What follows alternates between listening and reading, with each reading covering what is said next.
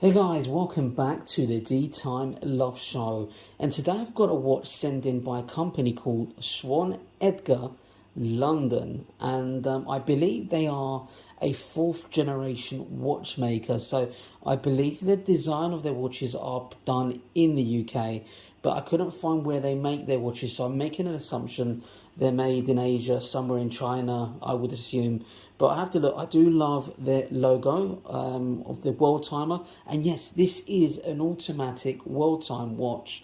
And normally I associate world timers in automatic caliber to be quite a premium watch. But this watch comes in at £230 sterling for 2021. And there you have the Swan Edgar logo with a 5-year warranty. Very nice indeed. I do like the logo, very cool and trendy looking. This is the operating instructions manual, and one thing that I did notice, it's a generic sort of operating manual, so just for an automatic movement, not necessarily for this watch. So a few alarm bells do ring when I do get watches like this coming to the channel, that maybe it's quite a cheap movement, I have to say. But anyway, let's have a look at the watch in hand. The packaging is okay, nothing spectacular. You can't expect too much at this price point, I have to be honest. But let's get a closer look at the watch, guys.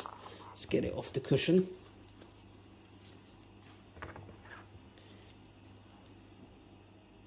And before I give you my first impressions about this particular timepiece, let's go through the specification of this timepiece. And what can I say? It is a big, chunky monster. It's a beast of a watch with a bit of heft to it. It is a 51mm case diameter watch, so this is probably the largest watch I featured on the channel. Maybe a G-Shock, I might have featured a G-Still was around this size, but it is an automatic movement. The band width of the bracelet is 22mm, I believe. And let's have a look at the back here, what it says. Well, it's got a sort of like the space landing sort of finishing on the case back, which is pretty cool actually, very nice indeed, I have to say. What's the water resistance on this? Let's have a look. What is the water resistance?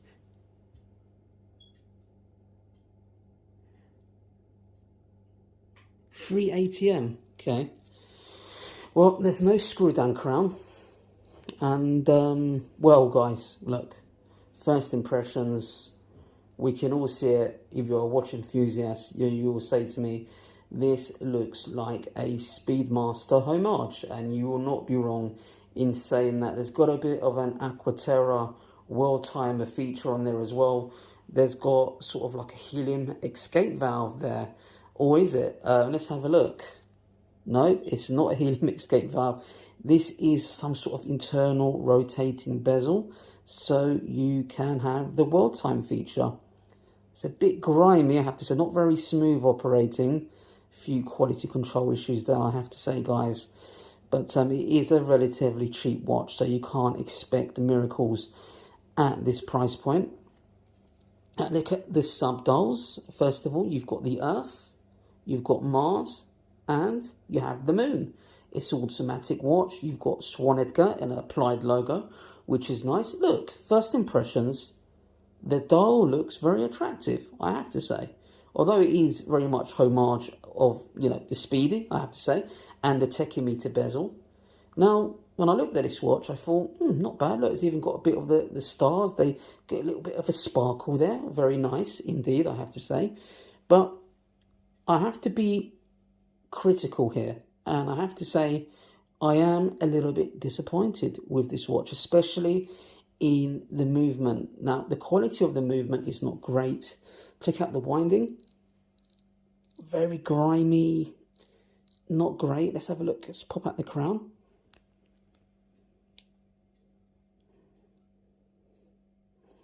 It's okay, but this is definitely not a Japanese movement, that's for sure. It's not a Miyota or a Seiko movement. It's some sort of Chinese movement. It's quite hard to operate. Let's get that back.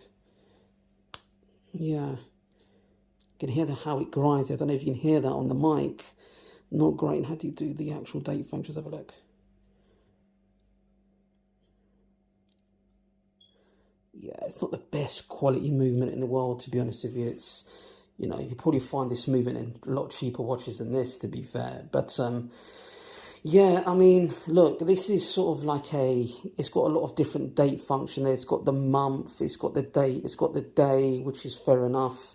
It's not a chronograph movement. It's a traditional, you know, these pushers would be for the chronograph. They actually help operate the subdials, as you can see there. And yeah, not amazing. And it has got like a helium escape valve, but this is for the internal rotating bezel. So it very much is a homage for me of the Speedmaster, as you can see. But it's a big chunky monkey. Look, guys, is this typically the kind of watch that I would buy? No, it's not my cup of tea. It's something that I would pass on, to be fair. But a lot of you guys did email me that you were intrigued about a World Time watch that was on sale for £230 sterling in the UK and being British. Now, you know, that said, you know, I mean, I've been quite negative about the movement. It has got an attractive dial. It does feel good quality, the bracelet. Let's have a look. The class. And I have to say, it has a very attractive case back with the sort of moon landing there, which is a nice touch. So the case, the bracelet, the dial is very attractive. Being overly critical, I would say the movement is not a great fit for this particular timepiece. There's a little bit of confusion of what this watch is trying to be. It looks like a chronograph with a tachymeter bezel. It's got an internal rotating bezel. It's a hard one for me, guys. Let's get this on the wrist. I mean, look, I'll be totally honest with you. It's not really going to be a watch that I can wear. You know, I've got a 7-inch wrist. It's just too big for me. This is for someone who's got an 8-inch wrist, guys. This is absolutely huge. So in terms of value for money, you get a lot of watch for your money. I think the construction of the case is good. The bracelet is finished well. I'm not keen on the movement, guys. I think, you know, Swan Edgar, if you want to be taken more seriously with the watch, guys, you need to reconsider what movement you use, to be honest with you. And maybe get rid of some of the features that you have with the tachymeter. I don't know how that's going to work. That's only really used for chronograph watches.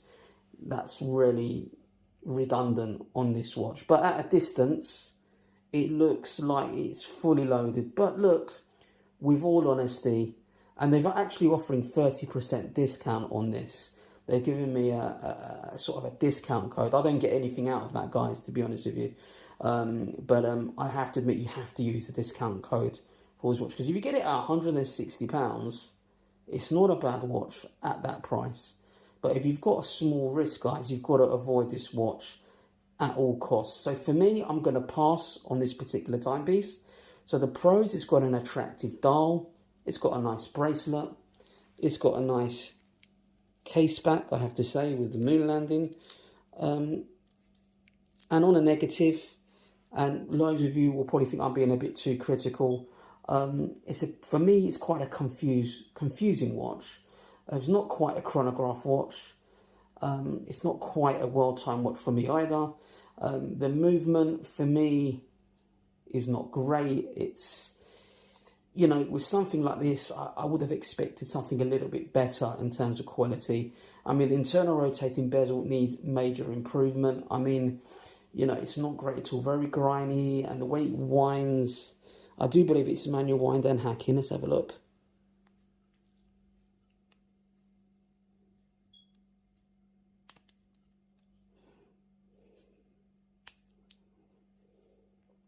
No, it's not.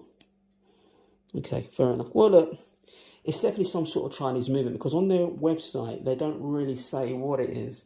They mention the jewels and all the rest of it, but they don't mention, you know, the actual name of the caliber or the model number or anything like that. But, you know, I think this is a fashion watch, guys. I'm being totally honest. This is a fashion watch. This is not a watch aficionado watch. It's not really got that substance behind it. But, you know, for £160, it probably is pretty good value for money. There's loads of fashion watches out there. At least it's an automatic, I would say. It's got a nice case back. And for £161, that's with the discount. I don't think it'll be worth it. Without the discount, it's an okay piece, but for me, like I said, I'm going to have to give it a pass. But thanks for sending it in. I don't think it's going to appeal to a lot of my subscribers on the channel, but it could make someone a nice gift that likes big, large, chunky watches, guys. Anyway, take care, leave your comments below, and I'll see you in the next video.